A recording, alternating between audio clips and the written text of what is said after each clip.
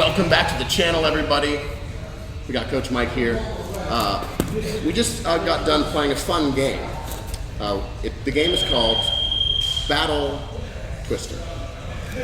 So it's a Jiujitsu, obviously. Of course it's Jiujitsu. But so what we're doing is we're doing a turn-based kind of like little like game. So what I did was we set a timer for 3 seconds, and during those 3 seconds we take turns. And so each person gets 3 seconds to do a move. The other person cannot move. They can hold their position or their grips or try to keep from falling over, but they can't move themselves. And so what it forces you to do is it forces you to think not only ahead of what you're trying to go for, but also the position it's going to leave you in once it's the other person's turn.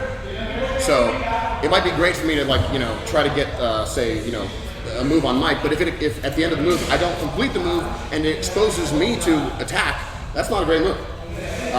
But the point of all that is to say the point of this video is actually the value of training slowly and carefully. So I like to use this analogy a lot.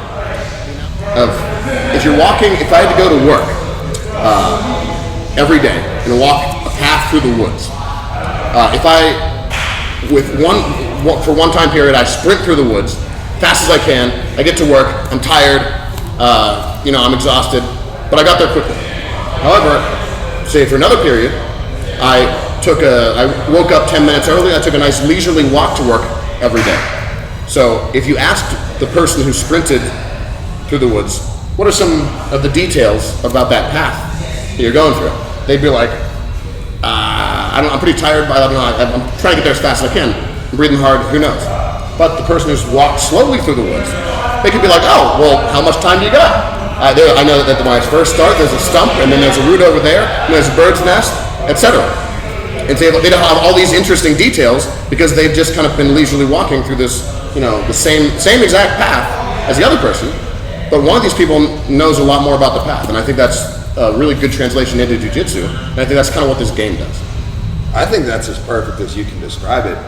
I had an idea of what I was going to say, and that description, just I lost it, But yeah, that's the best way to describe it, and that's what I felt when we were playing the game, I felt like I was seeing things I didn't normally see because normally when I'm rolling, it's at a much faster pace. I felt like I was having little epiphanies on what people do to me on bottom, because now I'm seeing those gaps in positions, and I'm like, oh, that's familiar, and things like that. And yeah, I think it just like you said it the best, it allowed me to see more of the process, the path, which then in turn helps you internalize why techniques are working or not working. Yeah. And I know I try myself to train almost universally, to train as slowly as I can.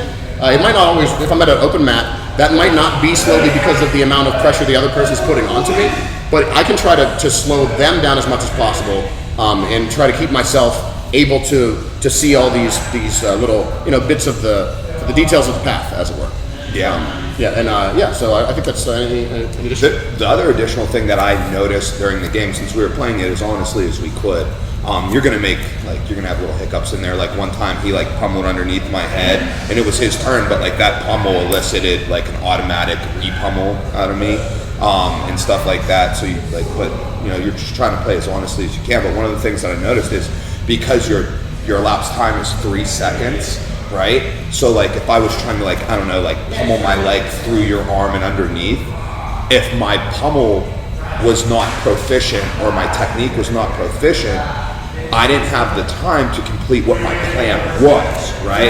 One time I remember going to rotate, externally rotate my leg around your arm, and I got caught on the elbow, and I was like, well, there's my turn, right? And stuff like that. So I could see it helping you clean up the precision of your motion. Yeah, and I think important, I'm not sure if I mentioned this earlier, but we added the rule, there's no explosive movement. And I think that really helps with what you were just saying, where if you can't move explosively, you really can't jam something through, or you can't, off balance somebody real fast and catch them. If they're staying still and holding their position, you're gonna have to be very accurate with a pummel or sliding a limb here or there, getting underneath someone's chin or something like that. You can't just be trying to go as hard as you can. You have to be accurate, because because you only got 3 seconds. Yeah. Yeah. And I would say, like, so this is the first time I played the game. Same. So I would say that this is going to be part 1 of this video. Yeah. Right? Like, I imagine we're going to continue to play it, in its spots. And then, like, we'll come up with other insights and things like that on the value of it. Yeah. I think maybe during this video I'll have, like, maybe us down here and have us, when we were playing earlier, because we recorded okay, yeah. So we recorded it, so I'll put the recording somewhere in this, you'll see it. It'll be around here somewhere. Maybe as I move my hands, it'll be indifferent. Also, like a side note, it's like fun. It's a lot of fun. It's a lot of fun. Yeah. In fact, there's several times we just laughing because some fun, whatever, some wild happened. Yeah. You start to come up with things also that like probably wouldn't normally happen in a regular role too, which is not only a bad thing. No, I think it helps your brain to kind of like process new movements. Yeah, it's a drill. Yeah, it's a drill, right? Yeah, drills aren't always 100% realistic or applicable or whatever, but if they build some type of skill, they're a valuable drill. Absolutely. Thanks for watching. Thanks you for liking and subscribing. We really appreciate all the people who have done that. All the patrons, we appreciate you so much. If you want to become a patron, go to Patreon. I'll put the link in the description. Come down and train with us at Stout. I teach at 6 p.m. on Fridays.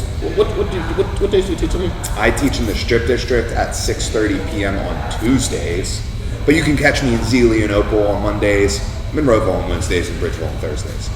Yeah. So, thanks for stopping by. Get off your butt, and you say it again. Come down and train.